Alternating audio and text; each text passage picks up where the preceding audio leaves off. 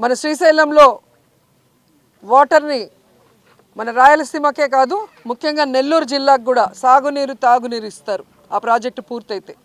అలాంటి ప్రాజెక్ట్ని పూర్తి చేయాల్సింది పోయి హైదరాబాద్లో మీ ఆస్తుల్ని కాపాడుకోవడం కోసం ఈరోజు రాయలసీమ భవిష్యత్తును మీరు ఎలా తాకట్టు పెడతారు? మీరు రాయలసీమకి వెన్నుపోటు పొడిచిన విషయము ఈరోజు మీ పార్ట్నర్ ఓటు నోటు కేసులో నీతో పాటు దొంగ మీ పార్ట్నరే స్వయంగా అసెంబ్లీలో ప్రకటించారు. నేను రాయలసీమలో పుట్టాను, రాయలసీమ అంటే నాకు ఇష్టమని ఇంకొకటి చెప్తాడు పవన్ కళ్యాణ్ డిప్యూటీ సీఎం. మరి ఎక్కడికి వెళ్ళావు పవన్ కళ్యాణ్? ఈరోజు రాయలసీమకు అన్యాయం జరుగుతుంటే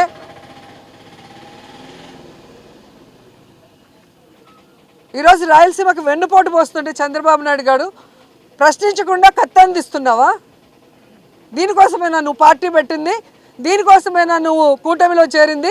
దీనికోసమైనా చంద్రబాబు నాయుడిని గెలిపించింది?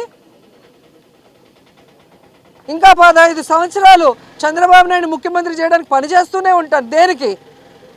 ఈ రాష్ట్రం అనేది లేకుండా, మ్యాప్లోనే ఆంధ్రప్రదేశ్ అనేది లేకుండా చేయడానికే ఆయనతో జత కలుస్తామని అడుగుతున్నా.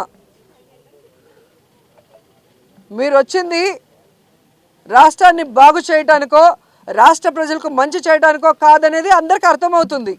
కేవలం కక్ష సాధింపులు, రెడ్ బుక్ రాజ్యాంగం అంటూ ఏ విధంగా విచ్చలవిడిగా అరాచకాలు చేస్తున్నారు, అన్యాయాలు చేస్తున్నారు, దోపిడీలు చేస్తున్నారు ప్రజలందరూ గమనిస్తున్నారు.